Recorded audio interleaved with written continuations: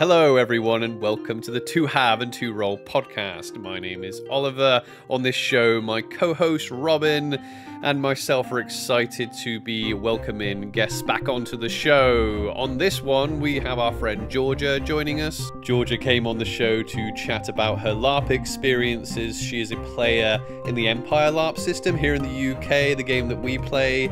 She currently plays a general in the Nation of the Marches at Empire. We talk about the current events in the Empire campaign as it pertains to the marches. Aside from Empire itself, we also discuss some other LARPs. We talk about a Greek mythology style LARP that Georgia goes to. We talk about Georgia's horror style Empire player event as well. If you are new here, consider hitting that subscribe button. We are so very close to that 1,000 sub mark. Also, give us a thumbs up on the video. That will really help us out. If you are listening on your favorite audio platform, of course, you can leave us a 5-star review. Just the 5 stars is fine. It will just help people find us on those platforms. With all that out of the way, though, let's get into our conversation with Georgia.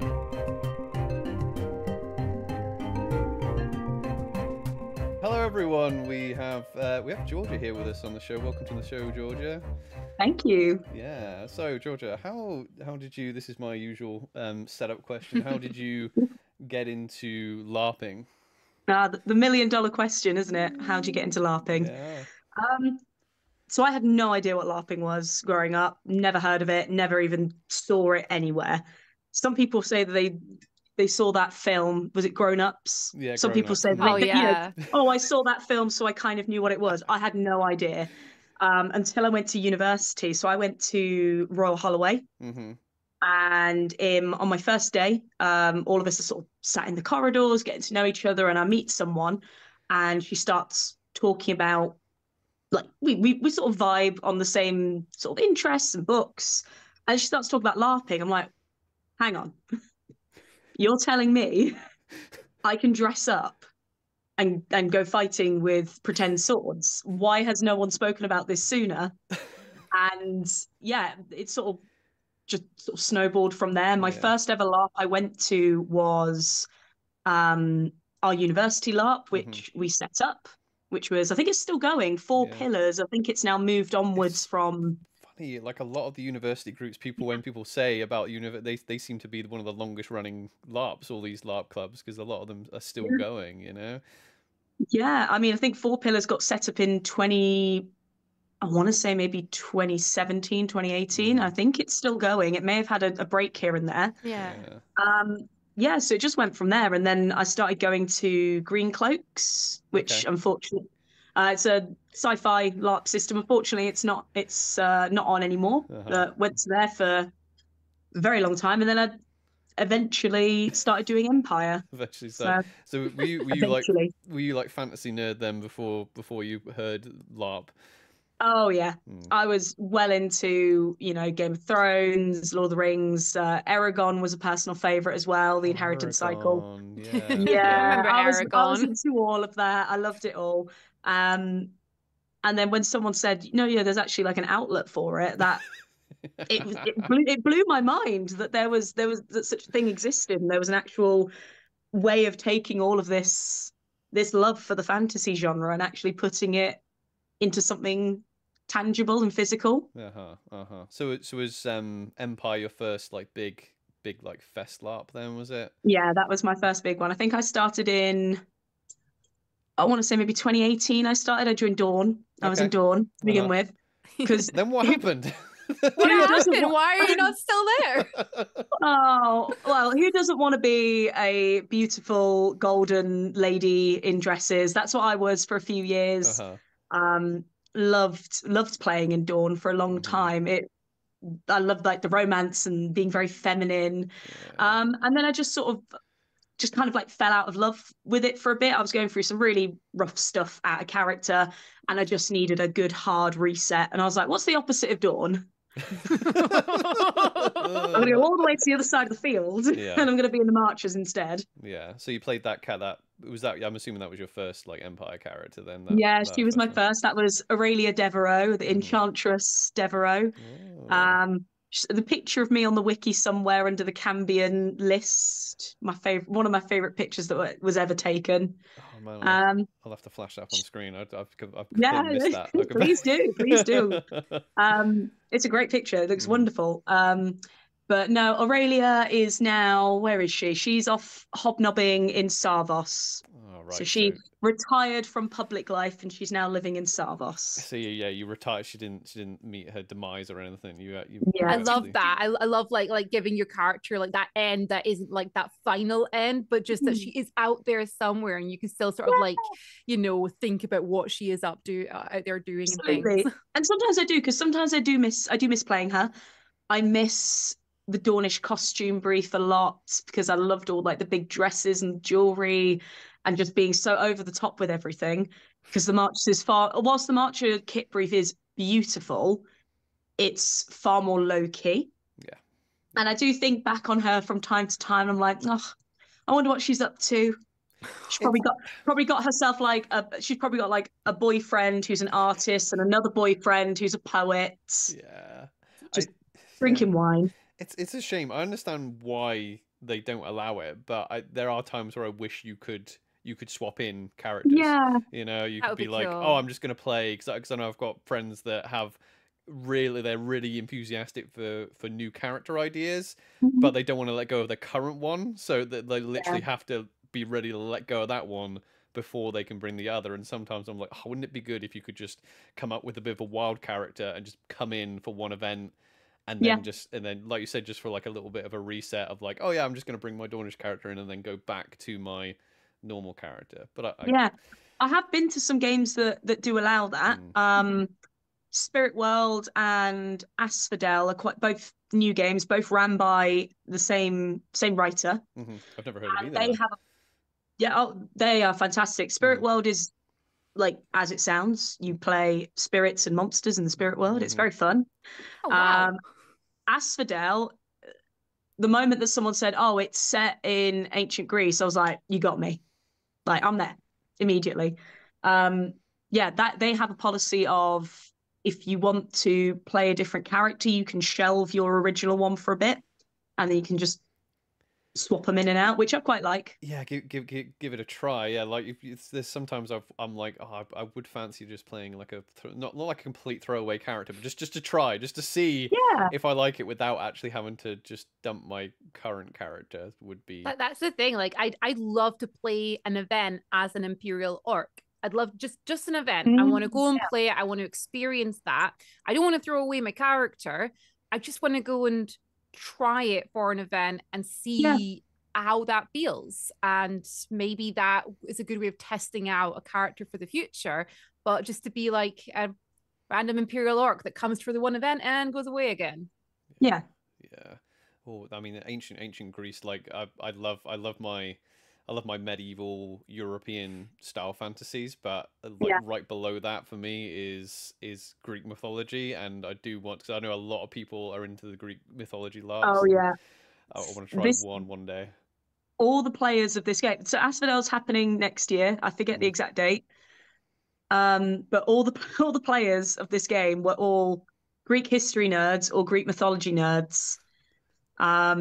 And then you just put us all on a site together, and I think half the game didn't need to be written because we were just creating game from this random knowledge that we all had. And it's set in a world where your character is already dead. So you're already dead, you're in the fields of Asphodel. So if you die in combat, as long as you've got a coin on you, you just pay the ferryman and you hop back over, and you're like, "Hey, I'm back in 5 minutes." Hey. Oh, that's so cool. It's a really nice death mechanic, because then you can decide if you want to die. So if you have a really cool ending, you're like, you know what, actually, this is cool. I think a lot of the ILARP games have that kind of vibe as well, of like, rule of cool, if you feel like this is your moment to die, then you can choose to die there. But yeah, I really liked Asphodel, and the costumes were insanely good. Insanely wonderful, because you could be a dead hero, you could be a demon, you could be a construct. I played a construct made out of Greek pottery. I painted up a mask myself. I was an oracle. I think I've seen this photo of you. It's Is my this current, the it's photo my of your current- cover? Yeah. I was going to ask you current about this picture. photo. Yeah, it's my current profile picture. I spent literally hours meticulously painting this this mask to be an exact copy of a piece of pottery. Yeah, it's amazing. My partner went as a minotaur, so he padded himself out, so he was huge. It was him and his friend Tin. Both of them were like a dynamic duo.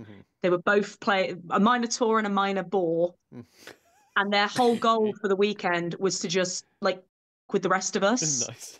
Because they were bad guys. They were meant to be classic, your classic bad guys. They based the characters on Bebop and Rocksteady from Teenage Mutant Ninja Turtles, and it was perfect. I didn't interact with them much because we kind of moved in different circles, but just watching them like scuttling off somewhere and being like, what are you two up to? What are you doing? And they come back 5 minutes later and they've desecrated a shrine or they've stolen something. It's a really good game. If you're looking for other smaller games to try, I definitely recommend Asphodel. So it's really fun. That's an iLarp one, is it? No, so that's one. I forget the name of what the company's called. Yeah, I'll find it and put it down so people can find but it. They're a separate entity. Yeah, is that at the same site? Because there's a lot of LARPs that run out of that. Is it Eversley, yeah, no, it doesn't run at Eversley. No, it's sort of sister game. Spirit World ran at Eversley. Okay. But this one ran. I can't actually remember. I didn't pay attention to most of the drive. I can't remember where it is. somewhere as bad as Robyn. I want to say south. I want to say south. I can't remember. Okay, everyone, it's in the south. It's in the south. When Robyn and I lived in England, Robyn would be like, "Oh, there's this thing going on, or my family are staying here." I'm like, "Where?" And she would just be like, somewhere in England. I'm somewhere like, in England. Yeah, that's my answer for everything. Somewhere in England. That's not helpful. It's didn't know how big it was till I moved here. Okay. Yeah. Yeah, those do you find that, because it seems to be a similar group of people that go to these, especially the ones at Eversley, like you got like a little community in there. Because you said that you didn't really need any prompting to role play. Do you think that plays a role in people just going for it with role play, especially if you're comfortable with the people in there? Yeah, definitely. I think if you've got this, as you said, a community with you, and you've already pre-established your expectations, your limits as well, and your boundaries, when you've got that, it actually frees you up quite a lot, because then I know from looking at the people that are around me, I know that this person is happy for me to get in their face because they're gonna give it back just as good. Yeah. This person really likes ball gowning, so they're going to be absolutely happy for me to do flirtatious role play with them because we've already spoken about it. And yeah, I think having people really helps. Sometimes I think it can be a little bit intimidating. I don't know if intimidating is the right word, but it might be a bit intimidating to people who are not part of those groups. If you're quite fresh, if you're joining a game for the first time and maybe you're on your own, or it's just you and one other person, it can feel like a bit of a barrier. But I think just sort of diving in and just having a go is the best way to go about it, or just like striking up conversations out of character as well. Yeah, because like a lot of people like they suggest going to smaller LARPs first because the bigger ones can be intimidating. We didn't we didn't do that, because I can totally see it being quite intimidating, especially if you're on your own going into a group and you're not entirely sure what LARP is yet. Going into these smaller systems. But I mean, for us, having gone to Empire for a couple of years now, and then we've recently signed up to go to one of the Feast Your Eyes games at Eversley, the what's it called? And So My Watch Begins, or whatever it's called. So My Watch Begins. Just not Game of Thrones is what it's called. The funny thing about that is that when we managed to get tickets, because they're hotly sought after as well. And they sold out in something ridiculous, like 8 minutes. Oh, it was so fast. I was like sitting there and I was like, okay, it's now, refresh.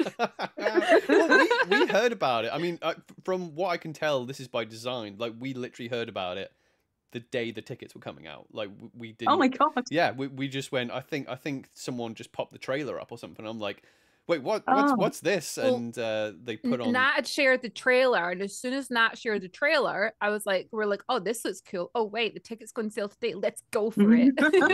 Yeah, and we managed to get them. But yeah, when we jumped into like the Discord, like it was really cool because you see all these names that you know from the big fest LARP you go to, and you're like, oh, that person's going, that person's going, that person's going. Oh, these are people we roleplay with all the time. It'll be a blast, makes a difference.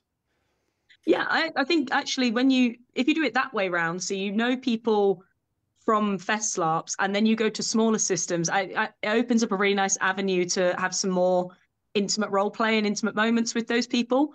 Because I've had people that I've known for years from Empire, and then I've gone to smaller games with them, and it's just completely like it's created a whole new layer to our friendship, because we're able to actually not be in meetings or be on a smaller site, which means that we can actually bump into each other more often. Yeah. So segueing from that, so you currently hold a hat at Empire, right? You're a general, yes. Right? How long have you been in that position? Because you were in that general position as far as I've known you, so that at least a couple of years, right? So this winter will be my second election. So I had a bit of I didn't get elected into it initially. Mm-hmm. The previous general of the Strong Reeds, not quit, but he went on pilgrimage to Highguard. Right. Okay. So he left the army, laid low in Bregersland, and I'd been an adjutant for I think 2 years at that point. Mm-hmm. And the senators turned around, they're like, do you want it? I was like, okay. And my first event as a general, I got a wins basically saying, there's a really important skirmish going out. You need to organise it. And I was like, oh my God, okay. I've organised one skirmish in my career at Empire. And then the second event, there was another very important skirmish. And the third event and the fourth, I think it was 5 events in a row. Oh, wow. Okay. I was having to organise extremely important skirmishes to go out in Bregersland. Yeah, that seems to be a thing that they're doing now, and apparently it's quite a new thing that they're doing, is giving people with hats these because like my previous character was Knight Protector of Winter, and when I'd witnessed it before, I thought, okay, maybe I might get one skirmish in the year. Yeah. And just like you said, it was like every event, there was a skirmish or there was an interaction I had to go and do. Yeah. And they were all important. Like they all had dire consequences. Yeah. And I was like, okay, let's do this then. Yeah. I didn't believe what I'd got myself into, but I think it's just because I came into the role right when obviously Bregersland was at the heart of the war at the time. Mm-hmm. And because of the specific order, it meant that we could do sneaky stuff and do these skirmishes without getting discovered. So yeah, it's not even been 2 years yet, but in those 2 years, I've ran 5 completely successful skirmishes with no casualties. I have, led the charge on freeing the territory. Nice. Yep. And then I was field marshal for the first time at the last event, and helped to secure the victory against the Jotun. And I think we got all 3.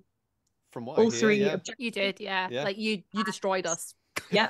And I think it was only 3 deaths out of everyone. So I was like, nice. Yeah, I didn't even know you field marshaled that one, actually. Yeah. I didn't know that. Like, you honestly, like, totally destroyed us. We were in the respawn area, and we literally had like a group of friends who were like, okay, we're all fresh, off we go. And it was like they just left and then just came straight back in again. Yeah, it's funny. Looking like they'd been through like everyone was like, I cannot claim, you know, obviously I organized it. I can't claim to like have all of the credit for that, because the national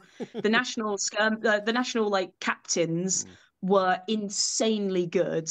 Like the freeborn like leaders were just absolutely insane. They were so good and so quick to respond. The marchers I barely saw, because they saw Matilda Fischer's banner and they went, bye, we're off. Yeah, we saw them. Have fun, everyone. Yeah.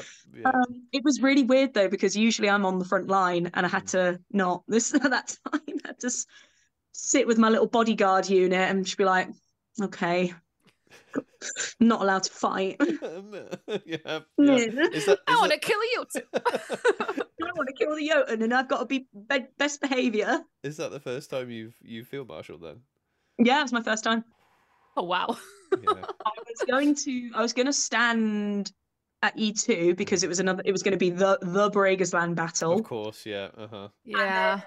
Yeah. Things happened which meant military council didn't vote for it unanimously. Yeah. And I had an in-character Paddy and started a riot. Wait a minute. Okay. Because we were in the marches when this happened. When it was announced, we were in the marches getting drunk at the Black Dog, I think.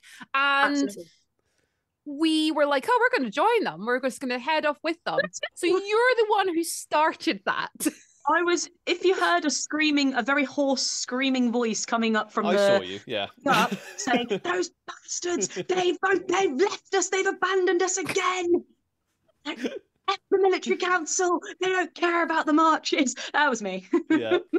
Oh, you can confirm something for me, because I know there was like a situation with a fine that had to be paid. Is it true that the fine was paid in just rings? Yeah. It was what do they call it? I forget the word for it, but like, yeah, malicious compliance. Malicious compliance, because they gave us they gave them the marchers that were accused of assaults and whatnot. They were given a very, very heavy fine, and then we were like, okay, we'll pay it. And everyone was giving their rings and their 5 rings, and it was counted out. It was beautiful, and they took this sack over to the militia. But then people got too excited and they were throwing extra in as they went. And they brought it over to the militia. And this is what I heard. I think this is correct. Forgive me if I've recounted it wrong. But the militia officer at the time sort of looked at this sack and was like, okay, is everything in here accounted for? And they were like, well, we counted it, but people added extra. And they went, I'll have to recount it with you here. And was literally like picking 1 coin up at a time. 1. Yeah. 2. So the militia gave as much as they give, and it turns out we overpaid by I think we overpaid by like 8 crowns or something like that. Yeah. But it annoyed them so much that they've now changed the law, which means I think it's something like if an imperial citizen has a fine to pay, they must count it out themselves beforehand. Ooh. No small change. Small change. I don't know if any system of government should be able to change a law that quickly and that easily. No, it's scary, right? Let's have a riot about it. Yeah, I love a riot. So the actual because for people who don't know, Dawn and the marches are like on opposite sides of the Empire, right? So a lot of the time, if we spend a lot of time doing Dawnish stuff, we don't really have, unless you're into like. We're starting to understand now because we're more into getting more and more into the military game. But for our first year, we had no idea what the Marcher game was about. So what exactly? Because you talked about Bregersland. What was the state of the campaign on your side when you started, and what's happened now? Because you've literally freed a territory. So when I first started in the Marchers, so before I became a general, the Jotun did a big old offensive into Bregersland. Like, we were not ready at all. Our armies were getting pushed back and back, and the military council kind of went, there's no point staying here. We need to just abandon Bregersland, which for marchers is a big thing, because part of our hearth magic is land matters above all else. So the idea of ceding land is like a huge, like moral, like it's a really difficult thing for us to be able to consider. So much so that we can't use the give ground order. So our armies physically cannot give ground because it just goes against our belief system. And just as the Marcher armies had kind of relented and said, okay, fine, we'll pull out, but, you know, Wintermark, you've promised that you're going to come back and you're going to help us when I think it was Semisuak, they wanted to get Semisuak back. And they were like, cool, we'll help you with that, but then we need your help. And last minute, just before the orders went in, the Strong Reed general at the time and his adjutant went, we can lay low. We don't have to leave the territory. And laying low, just to explain it, it's a non-offensive action. But the Strong Reeds, because they're used to the marshes, they can basically go to ground and like can be completely undiscovered. So all like 4,000 and a bit of them, or 5,000 of them that are in the army, just hit the ground and spread. They can't do anything offensive. They can't do anything defensive. But the army that's in the territory, so the Jotun, can't find them. So that was kind of like a last-ditch effort to just keep someone in there. And then that's when I then took over the army. And for the past year and a bit, it's been a guerrilla warfare campaign against the Jotun. So we've been working alongside an NPC house called House Greywater, who we saved in my first skirmish. And they have been dropping us information about, here's an opportunity for you to hit back at the Jotun. Here's an opportunity to disrupt their supply lines. And it's been so cool doing, you know, you think marchers and you think bill blocks. You think bill blocks, you think armor. And then we suddenly had most of our game being guerrilla warfare and sneaking and actually being quite subtle. And there is one skirmish that I ran in that campaign, which I'm forever proud of. It was my most favorite thing, where we had to infiltrate a Jotun fort at night. So it was a night skirmish, which are, you know, you say night skirmish and people go, oh, I don't like that. And we were like, I basically said, like I said, you had to do a clandestine attack on the Jotun, lie in wait for their reinforcements, and then kill them and make sure no one escapes. So there were a few people like, oh, you know, you don't have to stealth. I was like, no, we're stealthing. We're going to do this. And I fed this back to all the fighters, and they got ready for this skirmish. And oh my God, the Marcher soldiers had gotten rid of, they had no bill hooks, no pole arms. Ooh. They had swapped out all of their brightly coloured stuff for browns and beiges and blacks. Ooh.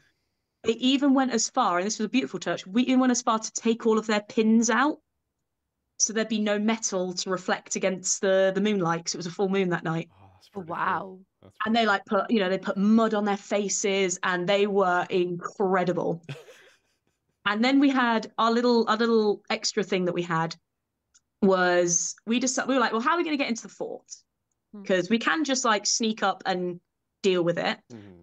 And then someone approached me with an idea, and they said, well, we used to be Yagara, so we used to be Jotun human warriors.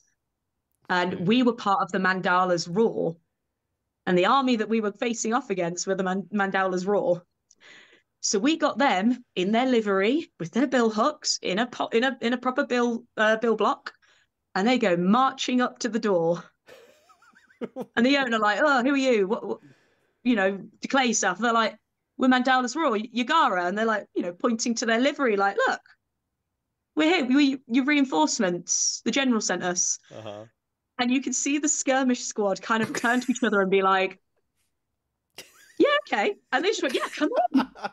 And they invited the skirmish crew just being like, shit, that's good. That's clever. That's clever, yeah. Well, I guess we would let them in, yeah.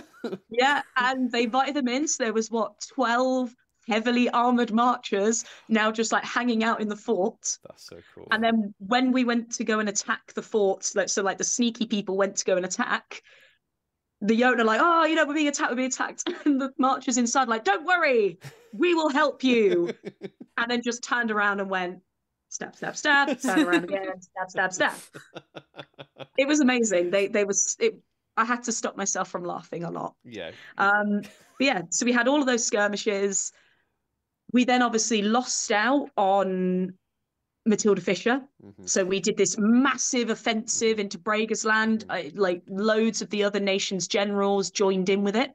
So yeah, so where does Matilda Fischer come into? Because when you were explaining this, you didn't mention who Matilda. Because we tried to explain it when we've been telling stories of the past few events, and as far as we've described it, is that she's like a rebel. You're trying to rebel leader. You're trying to get rid of. Yeah, so Matilda Fischer is a Yagara, so she is a human Jotun, essentially. She follows the Jotun ways, she follows their code of conduct and their honor codes. She's actually quite well respected. She's actually quite good friends with a lot of the Jotun leadership, including I think it was the Jarl of Kirheim she's quite close with. Or the former Jarl of Kirheim, I should say now, because he's dead. Good. Yeah. I think I've got it right. I can't remember. There's so many names for the Jotun. Yeah. And she basically came out of the woodworks and was just like, I am Matilda Fischer. The Fischers were for a long, long time the stewards of Brega's land. We were the leaders of Brega's land. So I claim that birthright. Right. Okay. Yeah. Now, obviously, for the Empire, we're like, birthright? We don't do that here. We don't do birthright. Especially in the marches, we're like, no, if it's yours, it's yours. If it's not, it's not. So she laid claim to Brega's land, and the Jotun supported her because why wouldn't they? It means that they have a sympathetic figure in Brega's land, which gives them a clear shot into places like the Mornwald. Yeah. And to places like Holberg as well. They can get a route there. And yeah, she was basically their figurehead for this whole movement. So she was the Jarl of Brega's land for, I think, 2 seasons. Okay. She was the Jarl of Brega's land for 2 seasons, and then we did this massive offensive. She then pulled her troops back. We had the opportunity to defeat them, but then there was that whole thing with military council. Not everyone voted for it. It was so close. And the marchers were not happy. No. Very much not happy. Very not happy. Yeah. Honestly, the rumors going around Anvil that night of what was going to happen the following day was extreme. So we were up until about 2 a.m. So it started off as an argument in the streets. Then we all sat down, and then our stewards, so our leaders kind of took over and turned it into a proper stewards meeting. We were genuinely thinking we could just secede right now. we could secede from the Empire right now. And they were genuinely taking votes on it and being like, and we were saying, are we going to go to battle? A lot of the marchers said, no, we're not going to go battle.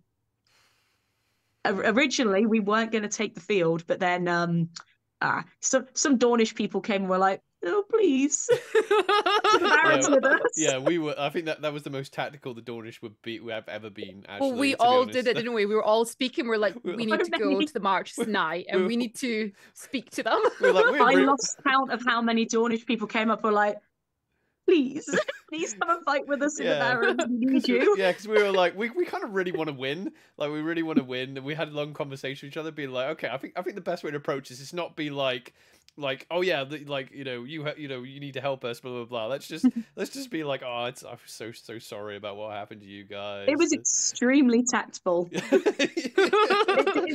And the marchers, I think there were a lot of people who still were like hardline, like, no, we're not going to fight. We're like, that's okay. You don't have to fight. We're not going to tell anyone to do or not to do. But I think most of us were like, we do. Like OC, we want to go fight. IC, our reasoning was kind of like, okay, we can't liberate our land. Let's go help the Dornish liberate their land.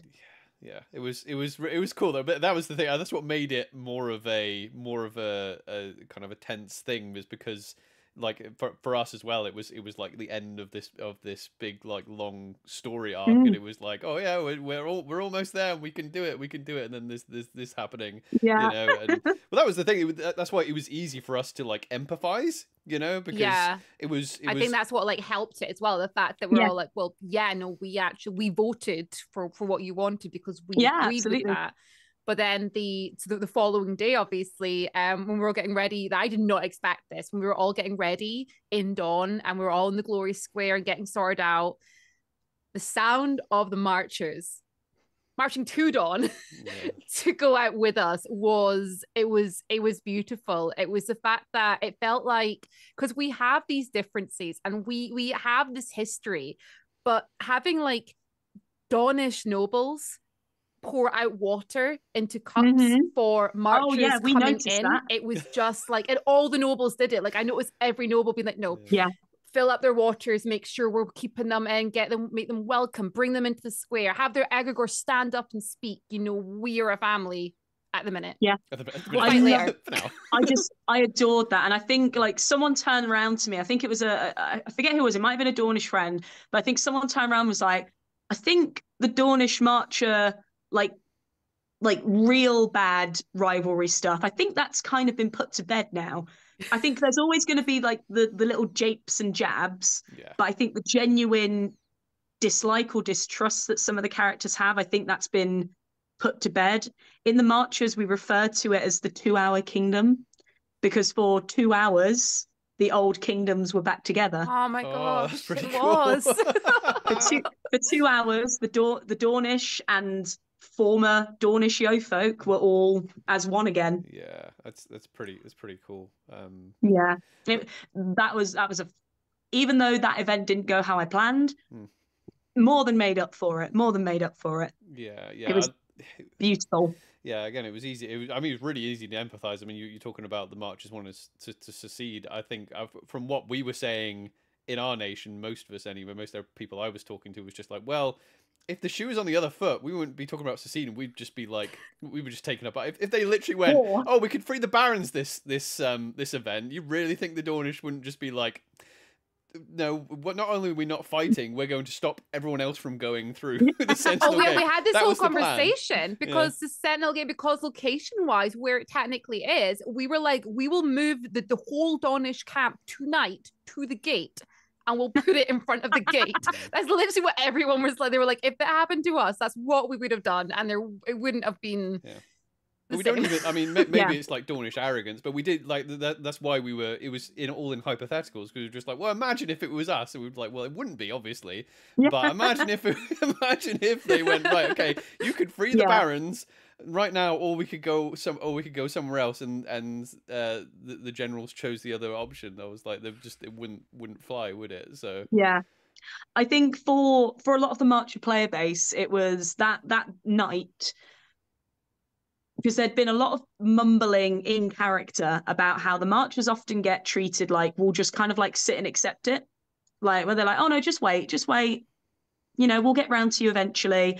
And that for us was kind of like, no, we're not going to wait anymore.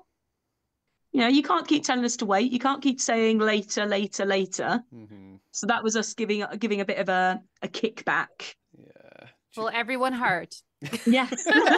we were very proud. We were very happy. Even though, like, I know people got arrested and stuff like that, but that whole night, like, the tension was incredible. Yeah. It's just absolutely incredible in the Marcher camp, because, like, this poor militia officer came to arrest the three who'd ran back and was literally like, I'm looking for Alice, Sally, and Sam, and they're like, they're not here.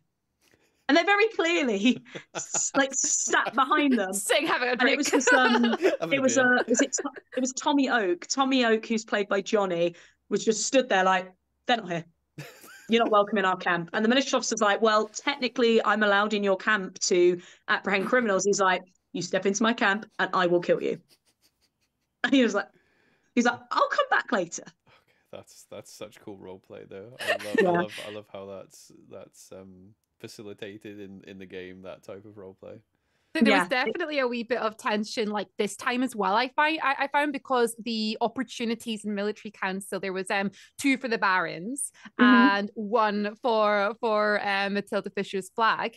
And I remember like a few mumblings going around being like, what if they do barons both days? What is going to happen to this empire if we do that? Yeah. Yeah. No, I did have that thought. It did run through my mind very briefly. I was like, oh no, what? They could do it. But very sensible. Yeah. So then obviously, you know, it didn't work out at that event, but then you obviously got the opportunity. So what's currently happening in Bregisland now with that victory? Yeah. So previously, I forgot to mention as well, there was an assassination attempt on Matilda Fischer when she came to Anvil. Yeah. The jumping of the Senate gallery, that was fantastic. A few artists have immortalized it. So why was she there? Why did she come? Was there because she was the new leader of Bregisland, and she wanted to come and essentially say, if you recognize us as foreigners rather than barbarians, here's what we'll do. And essentially she was there to try and negotiate a peace, try and negotiate getting the strong reeds out. And we were just like, no, absolutely not. So we did that final battle. So we got her banner. We my fiance, both in character and out of character, killed the summer champion, which he loved. He got a very cool belt out of it. Nice. Oh yeah, it's ridiculous. It's +5 ranks of endurance.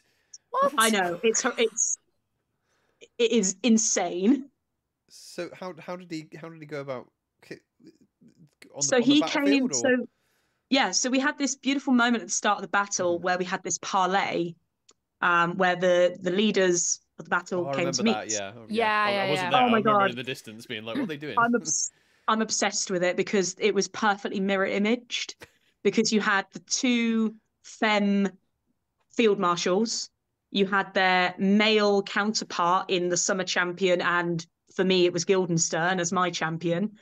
You had their advisors, and then you had their red clad bodyguards. Yeah. So it was a beautiful mirror image. But yeah, we, in our parlay where we were discussing the terms of engagement, you know, are we going to, obviously we're not executing, are we going to give injured back?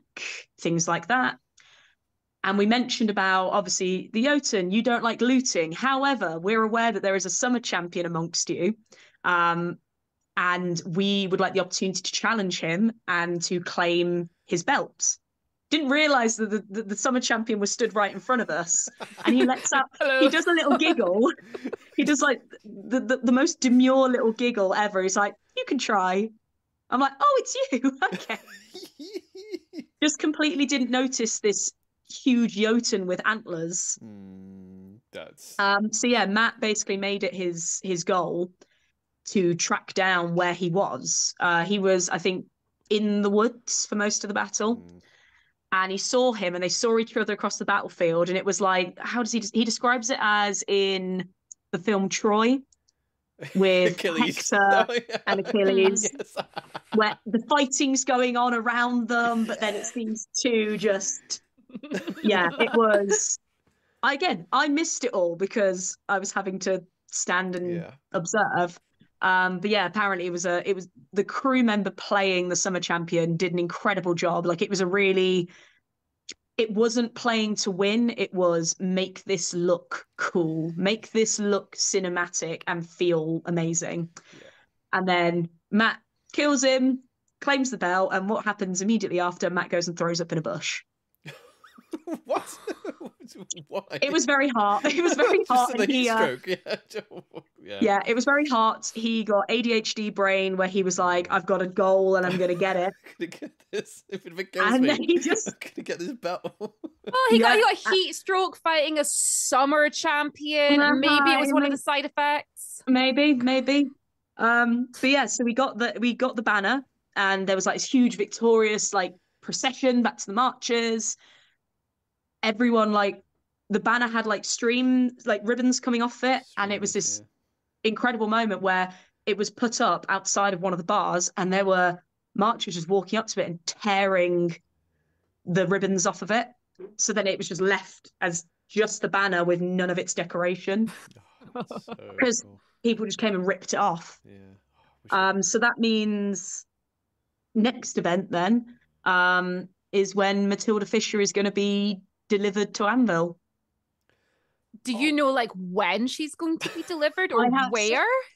So she's probably going to get delivered to the Wintermark camp because the Jotun and Wintermark are like chums. Yeah, what's with that? It's because they've done I think they've done most of the negotiations with them because the Jotun recognise them as honourable. Yeah, the cults are very similar. Yeah, like my character was in there talking to they had like this Jotun Godi there last time, and they were loving it, and I'm just like, this is our enemy.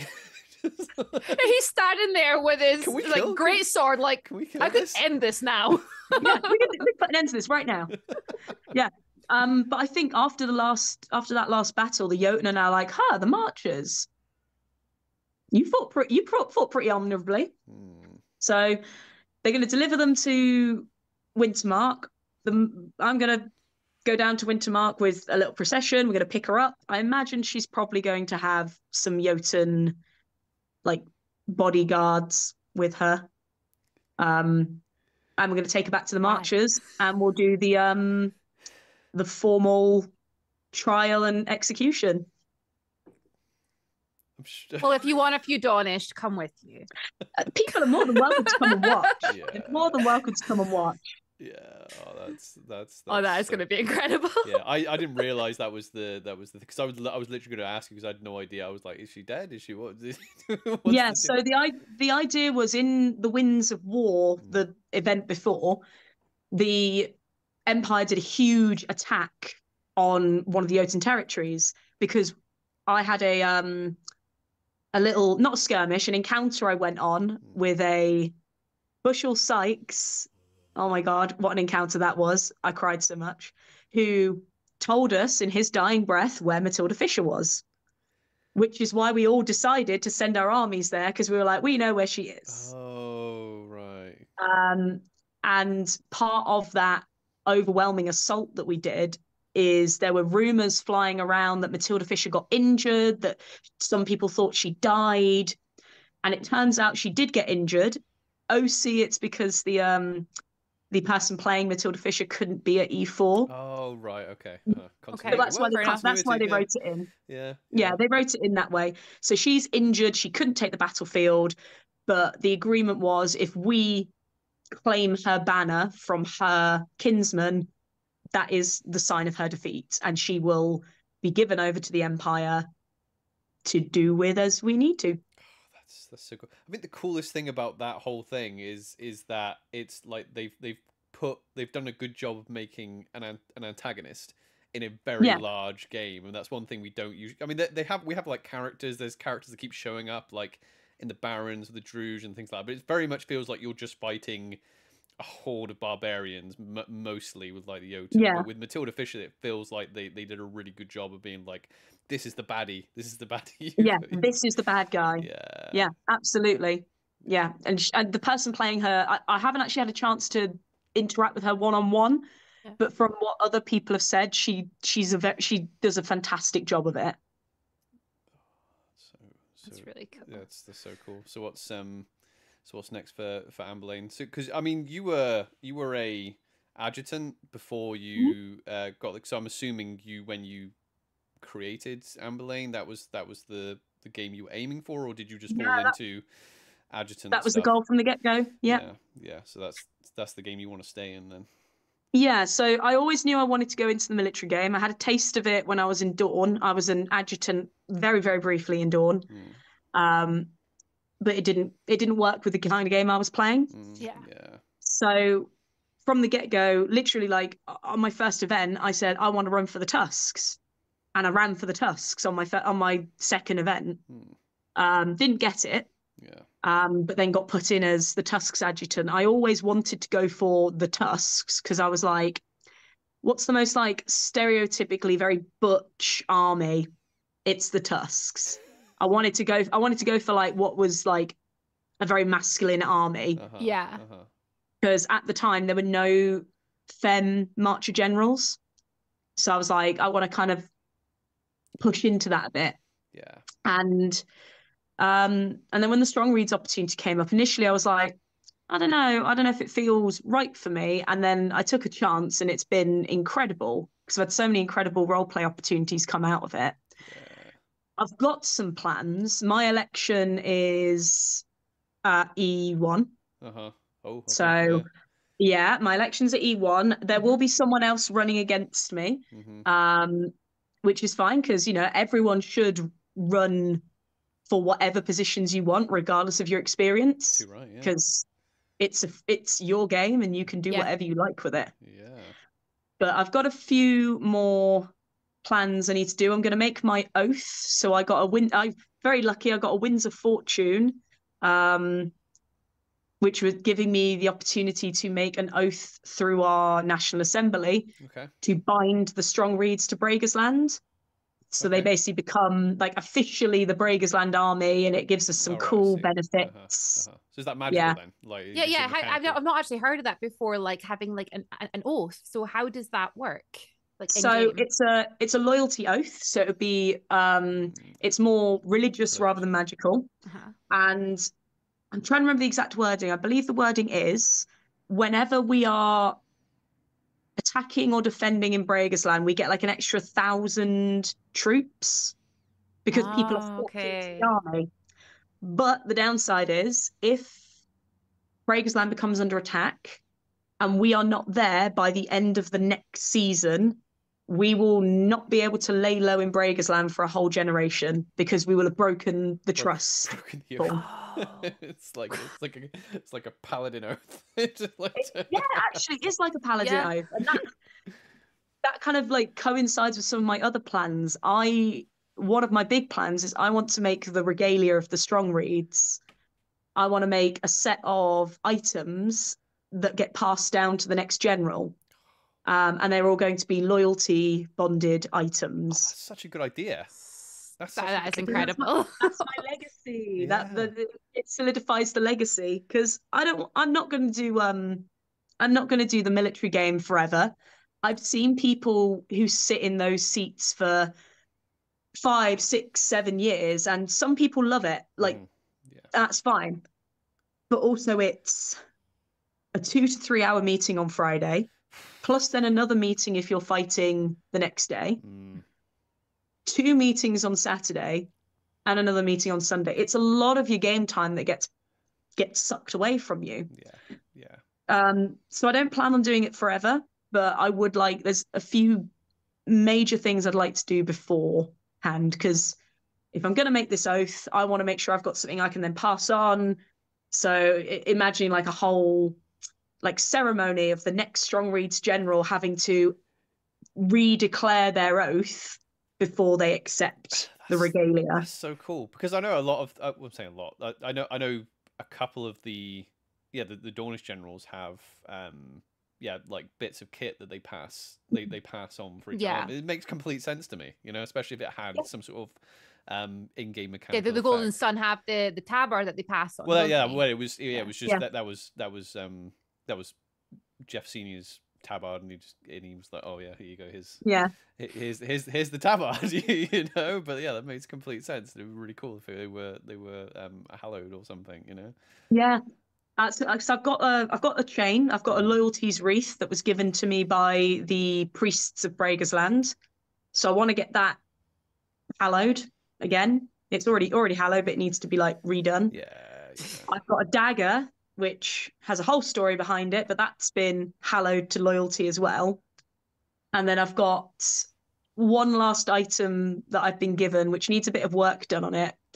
But what I'd really big plan, if I ever get to do it, is I'd love to get hold of some Truly Ale to permanently consecrate the items. It's hard to get hold of that stuff. There is someone anyone could do it. There's someone who's recently rejoined the Marchers. He was in the Marchers, went to the League, has come back to the Marchers. I believe he's had, this could be overblown a bit, but I believe he's managed to get hold of 3 doses of Truly Ale. Just he's so rich. Yeah, I think if you've got money, that you can get it basically. But Yeah. it's. I mean, there's a literal like position in the Empire called a gatekeeper, which just stops you from. What a great name. Yeah. Yeah. Because I would.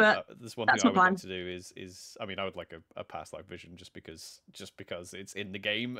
It's just like I don't have any reason in character to do it. Just like it's in the game. I'd love to do a past life vision, but then I'm like, oh, I'm leaning into this whole loyalty stuff. Like, if I did ever get hold of it, it would be a big decision whether to use it for myself or use it for something to pass on. Yeah. So once you've done your thing as the general, would you move on from Amber Lane, or would you or are there other parts of the game you want to explore with her? I'd probably have to see how it goes. I think so. My fiance's played his character for 10 years. Yeah, ridiculous. A few experience points there. Yeah. There's a lot. Yeah, no, and he's done a lot of weird stuff in his time.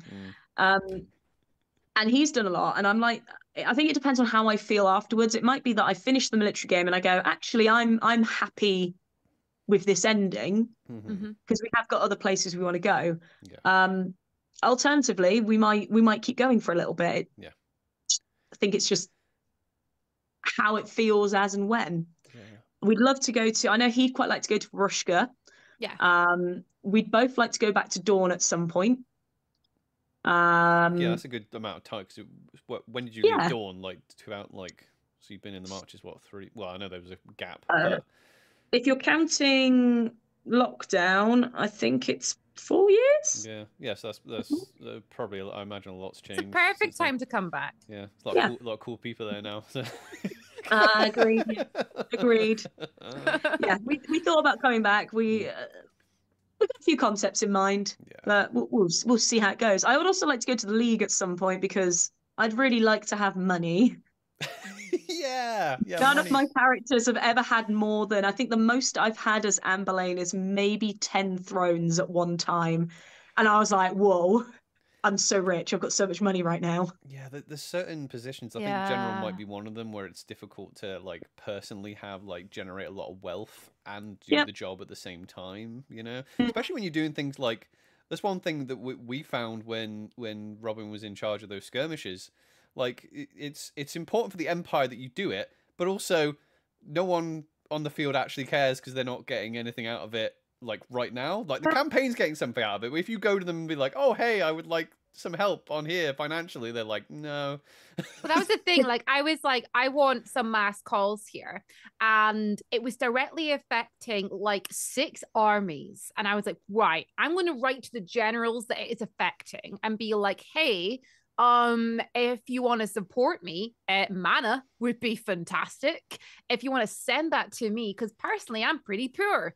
I just go out and hit things. I don't really have any money. So if you give me some mana or a few resources, then I can go and defend your army.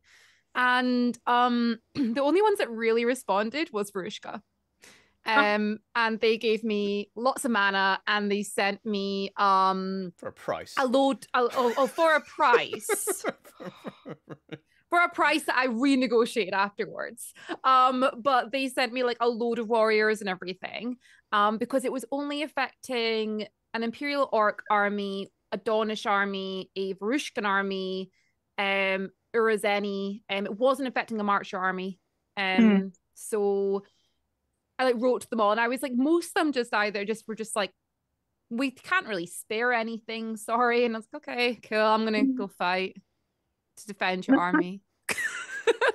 Yeah, I like the financial side of the game absolutely boggles my mind. I don't even know where to start with it.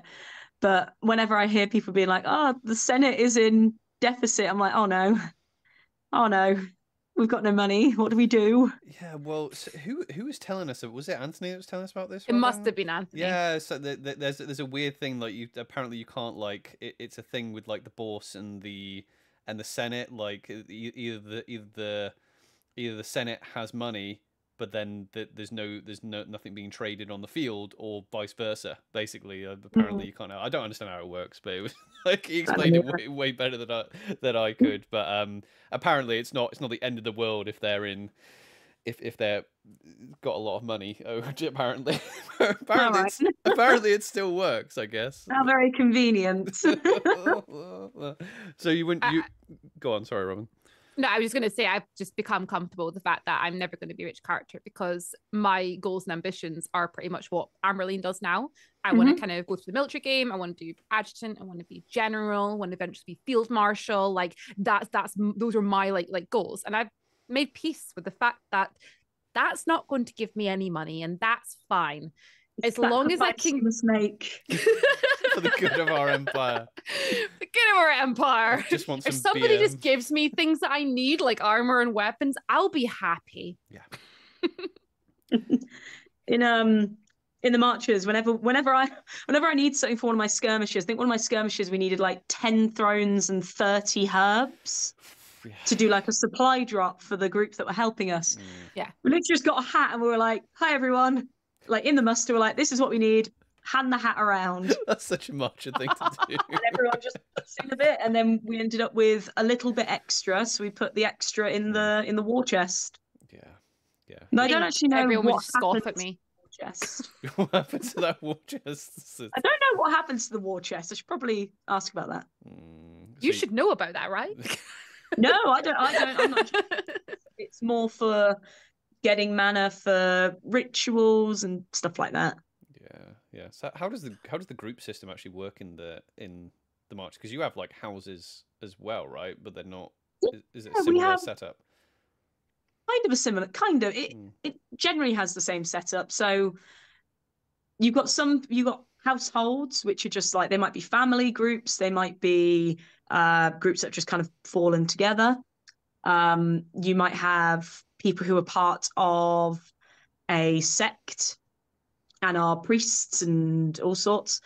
I think generally the main difference is that we don't have a group leader. We have someone who we elect to represent us. So we have our steward. Right. Okay. Yeah. So the steward, in theory, is kind of the person who we go, this is what we want you to talk about at the meetings. And they go, yes.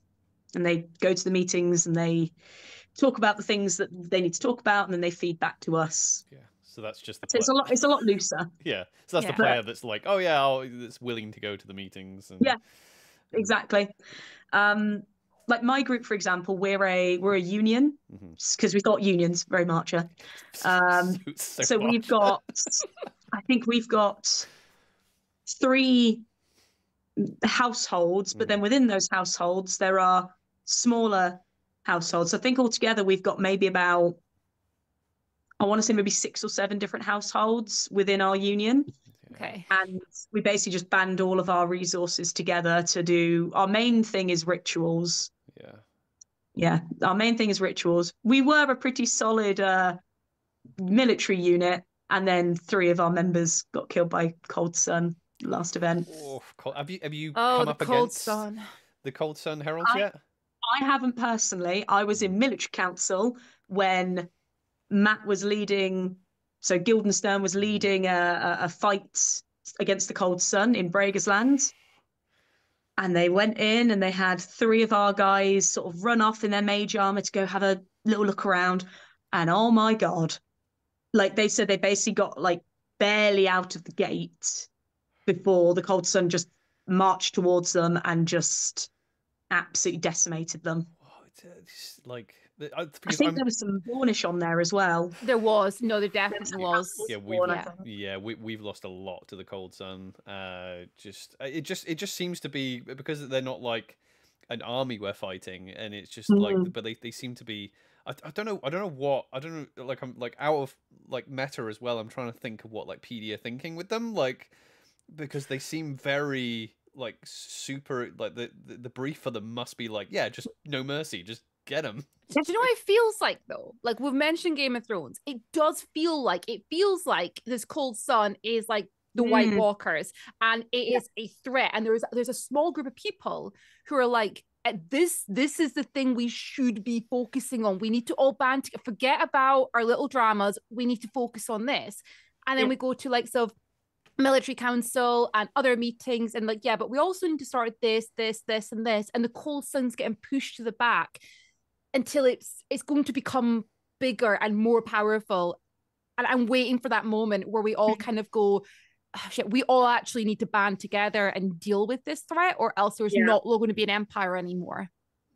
Yeah. No, they are scary. They are like, I've not even seen them, but the way that people describe them, they sound just terrifying. I think the most terrifying bit is the running theory is that they learn. So every time something gets used against them, they learn how to resist it next time. That's the running theory. I don't know how correct that is, but it does explain how they are immune to so many different things. Yeah. So that does make sense, because mass weakness worked. Basically, it worked. And that wasn't necessarily communicated to everyone, but it did work. And then I heard that another skirmish tried it and it didn't work. Yeah. That confirms that theory. That might be an Imperial communication problem, though.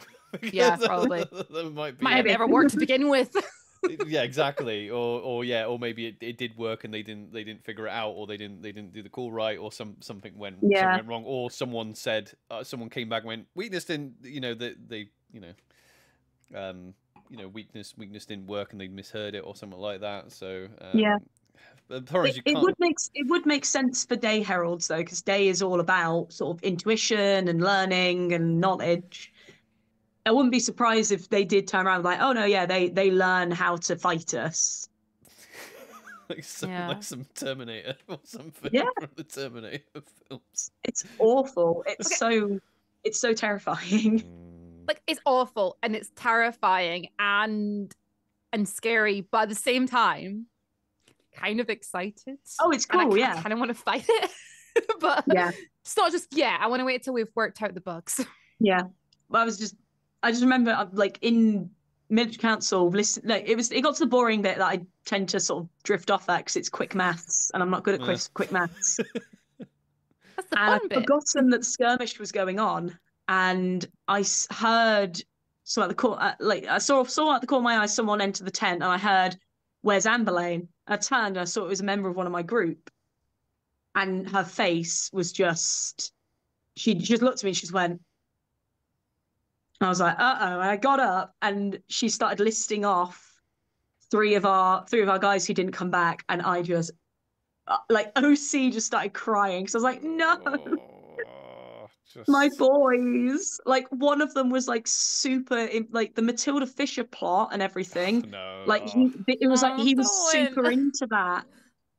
Because like in character, he was like a member of her family. So, like, he was super invested in the plot, and I'm like, no, he died just before everything got all wrapped up. That absolutely sucks. I mean, like, obviously there was things we wanted to do when we died, but we died at quite a good part of the event, and we'd already, like, seen through a lot of the things with, like, our tests of metal. We already completed those. We'd already, the stuff with the Barons as well. Our characters are very invested in that, and we wrapped that up. But yeah, I can't imagine, like, people just, like, dying just before it was Friday night as well. Like, it was awful. Yeah, I feel like that's actually the worst time to die, because I was like, I'd hate to die in the Saturday battle, but I think Friday night skirmish is probably, and I mean, I've done it. I've done two Friday night skirmishes now, and I do remember thinking, it's going to be really shit if we die now, because there's an entire weekend ahead. And like, after what happened when we actually died, like, I couldn't comprehend what that was actually like. And we were in complete denial, weren't we? We were just like, you see, if honestly, if it had been the way I felt after we died was like, I kept thinking to myself, I'm like, man, if this had been Friday, I think I probably would have gone home. Like, I probably would have just gone like, well, because I've seen people on that field as well, and now I have a lot more empathy because I have died, but I've seen people on that field that have died Friday, Saturday, and you see their like demeanor, like walking around Saturday, Sunday, and they're just like, you can tell they're just pushing through it and just like, I paid for a ticket. This is my backup character. But you can tell they're like just pushing through it. Yeah, I had a It is also hilarious. It is quite funny and sad if you die as well. So I think it was a couple of years ago now, I got heat stroke during a battle. It was right towards the end, and a ref came and saw me. They were just like, get yourself off, like, just go hydrate, go sit sit in the shade for a bit. It was a very hot event and I was in like full armor. Yeah. And one of the main things which causes that is the fact I'm wearing a wig, and the wig traps a lot of heat inside. So I took the wig off as I was walking back through the Sentinel Gate, like with my fist in the air, because I was like, I'm not here, I'm not here. And someone saw me who is friends with me in character and went, because they saw me walking back from the field looking very red-faced with no wig on. Yeah. And someone was like, oh my God, did Anne lay down? I'm like, no, I'm fine. I'm good. But I find it is when you die and then your friends from other nations spot you afterwards and they go, oh my God. And they may not have known beforehand, and then they see you walking around not in your kit. And it's devastating seeing their reactions. Oh yeah, yeah. I'll try not to react to people. It's been hard because well, we had like at the same event, everybody thought we died on the Friday skirmish. We didn't die, we're fine. It was the one that I was leading, and basically somebody fell and I refused to go through the gate until that person was brought back and the gate had shut. Mrs. Hero over here. I wanted to go home. I wanted to live. We were in the Barrens. I knew Dawn was coming to the Barrens that night. We'd meet up, it'd be fine. So I was like, no, I'm going to stay. I'm going to help her. She's down. She's screaming for help. We stay. I don't care if the gate shuts. The gate closed. And our egregore was called, and they had to like bang on the gate and everything. There was a whole thing, and we were there for a long time. We were fine. We got through, but for the rest of that night, everyone was like, "Wait, you're alive!" And the word had just spread like wildfire that we died that night on that skirmish. Our egregore didn't speak to us all event. I mean, it was awful, like going through that, and then actually dying at the end of the event was. Yeah.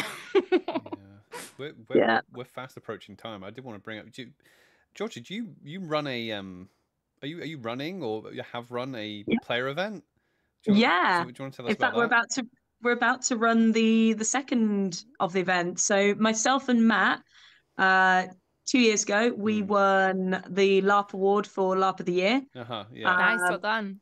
Thank you for Fae-Foken, and Fae-Foken is something that Matt it's been in his brain for years, and then a few years ago when he sort of spoke about it with me, I said, well, why don't we actually write this down, go to PD and request that we get the sanction stamp?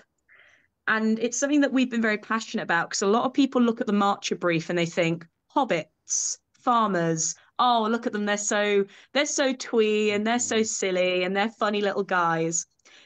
But then when you read the Marcher wiki and the Marcher brief, the traditions and the land that they live in is fucking terrifying.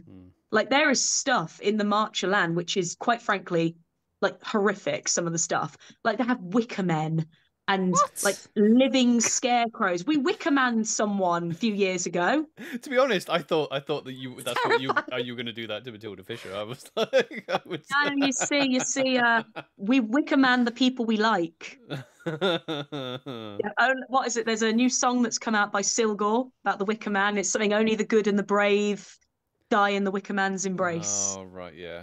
It's all weird. It's all like a Middle America horror story type thing. Oh yes, terrifying. But that's what Fae-Foken was inspired by. We wanted to do folk horror. We wanted to do English folk horror, because it's, you're thinking Blood on Satan's Claw. You've got I know Midsummer is kind of like slightly Slavic, but it's got the right vibes for folk horror. The Wicker Man. Yes. Like all of those feeding in. So we ran this event which was set in Upwold, because Upwold is this very wild, very untapped part of the Marchers. It's not been industrialized as much as the rest of it. And we had, I think, about 40 players, and it was about responding to a cry for help from the area of people that have gone missing, and they basically start to discover more and more.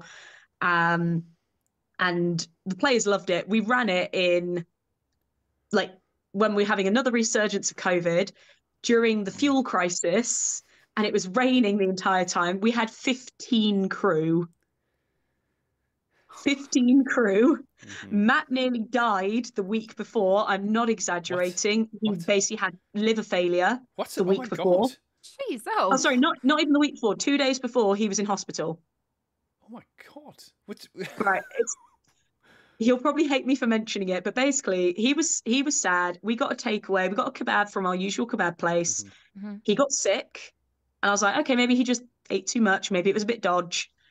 I came home from work 2 days later, and he was yellow. Oh no! Just like poisoned. He went, my god! Yeah, he went to hospital, and they said, okay, what's happened is you've caught hepatitis from the kebab. The kebab meat's been infected. And usually your liver would fight that off, but your liver is already damaged because he has migraines. He has to take a lot of painkillers. Okay, yeah. So he was very, very poorly. So for the whole, he still had the hospital band on. There's a picture of him leaning against a tree with his hospital band still on, looking very tired. Yeah. But despite all that, the players loved the game. It was terrifying. We introduced a winter herald, which was this didactic birch tree. I've got pictures of it that I can send. But it was this, it was this horrifying birch crone, we called it. And yeah, the players basically, like, it was your classic, it was the villagers the whole time, like the people that they were playing with, they're the horrible cultists. And so we're now doing the follow-on event, which is we released the tickets for it, so the players have all got their places. And we're in the process of starting to sort of get encounters written up and get all the props made. And it's going to be happening the 9th to the 11th of February. Nice. Can't wait to hear stories of people that have gone to that. I guess the thing with like player events is that you tend to, I bet you'll like write the game that you want to play. So I guess it's I bet you're sitting there being like, oh, I wish I could just run and play Amberlane in this. For the most part, yes, but I'm also a massive coward and I hate horror. I hate horror. I cannot stand horror films. Really? I can't stand it at all. But it turns out I've got a knack for writing it. I'm very good at writing it because I know what would frighten me. Yeah, you know what rattles. Yeah, you've got that sort of. Yeah, I mean, this sounds like, I don't know if you agree, Oliver. This sounds perfect for House Mortar. I mean, this sounds like they're a perfect weekend away together as a family.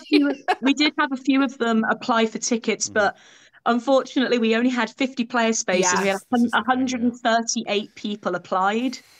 So we had to do a random number generator and just had to go, right, the first 50 that we get from this generator, they're the 50 that go.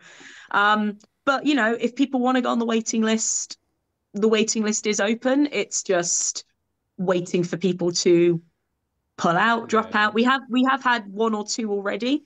But they've been obviously passed on to the next person on the massive list. This is the thing, and I imagine as well, like, because you're not going to please everyone. You know, you can't give everyone a space. You can't, because I imagine it's a labor of love, right? I imagine it's not we're going to make tons of profit off this, so we'll run a load. I imagine it's just we want to run it, so we'll run one. So, you know. Yeah, most small game runners will probably tell you they probably, rather than earning money from it, they probably lose money from it because you want the game to look great. And, you know, we put a lot of money into it as well to make sure that we've got the props. But the nice thing about running through Eversley is, whilst it is our game, Feast Your Eyes are the producers. Yeah. So they will do the ticketing. They're making sure our crew and our players are fed. Oh, okay. That's really good. That's really good. Yeah, crewing is free, and they get fed for the whole weekend. Because they're doing us a massive favor by being there for us. Yeah, well, there's definitely a market for that then, because like I know, like Matt at PD has been very open about the fact that when we get a site, one of the main things we're going to be doing is hiring the site out for other LARPs, you know? Yeah. Because you kind of, there's a massive, like, need for... Cause that's the thing. I'm like, I mean, sometimes I'm like, oh yeah, it would be fun if we ran one. But again, it would literally just be a labor of love. It would be like, I would like to see this, you know?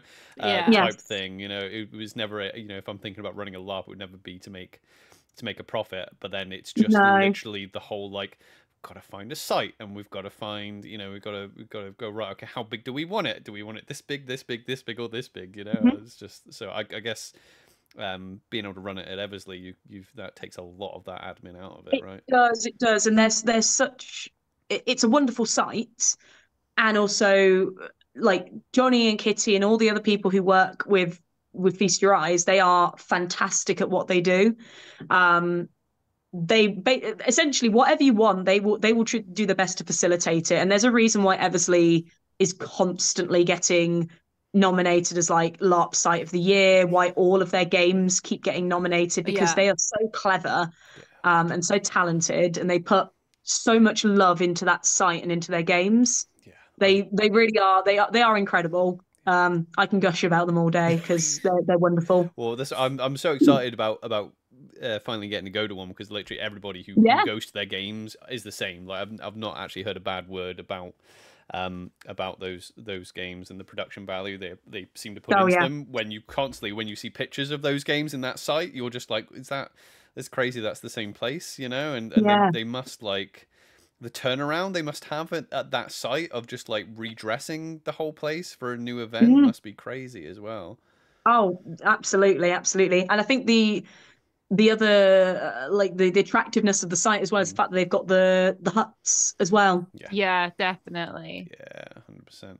Right, we're overtime now, folks. Oh. Yeah, that absolutely flew by. Georgia, is there anything else you want while you've got a platform? Is there anything else you want to plug or? Nothing else I want to plug, but obviously, you know, if you see me on a LARP field, always come and say hi. I love saying hello to people. And if anyone is interested in Fae Foken, you know, we're still accepting people to go on the wait list. If you're interested in crewing as well, we will have a crew wait list as well. So if you're interested in some March of Folk Horror and terrifying some players, hit us up. Fantastic. Well, we appreciate it, Georgia. Thank you very much for coming on, and we'll... thanks for having me. Yeah, it's been a pleasure. Right, we'll say goodbye to the podcast, everyone. Right, see ya. Bye-bye. Yes. Thank you very much for stopping by. If you enjoyed this show, make sure that you are following. Make sure that you are subscribed over here on YouTube. We want to get that 1,000 subscriber mark. That would really help the channel out. Leave us a comment down below if you have opinions on the recent Marcher campaign at Empire LARP, or just share your LARP stories down there as well. We'd love to hear them. We've got some more guest shows lined up for you in the future. Until then, though, go check out some of our other episodes that we have done with our lovely guests. We love you very much, and stay safe.